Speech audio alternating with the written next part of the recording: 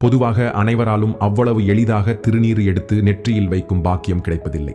ஏனென்றால் அது சிவபெருமானுக்கு உரிய புனித பொருள். அவர் அருள் இருந்தால்தான் அதை பூசிக்கொள்ளும் பாக்கியம் கிடைக்கும். இப்போது திருநீற்றின் மகத்துவம் பற்றி பார்ப்போம். விதி வந்தால் அதை தடுக்க யார் வருவார் என்பதே நம் அனைவரின் நம்பிக்கை. ஆனால் உண்மையான தத்துவம் என்னவென்றால், நெற்றியில் திருநீரும் மனதில் சிவனும் இருந்தால் யார் நம்மை தொட முடியும்? அப்படியாகவே மார்க்கண்டேயனுக்கு விதிப்படி ஆயுள் 16 ஆண்டுகள் என தீர்மானிக்கப்பட்டிருந்தது. அந்த நாள் நெருங்க யமன் உயிரை பறிக்க வந்தான். பயந்த மார்க்கண்டேயன் திருநீறு பூசி சிவலிங்கத்தை இறுக பற்றி கொண்டான். அந்த நேரத்தில் யமன் கடமையை செய்ய அவன் அருகில் வந்தான். சிவபெருமான் உடனே யமனை காலால் மிதித்து தள்ளினார். அந்த தருணம் யமனுக்கும் ஒரு பாடம் கற்பித்தது.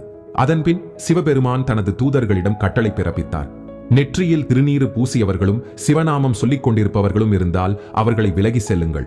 அதனால்தான் திருநீருக்கு காப்பு, ரட்சை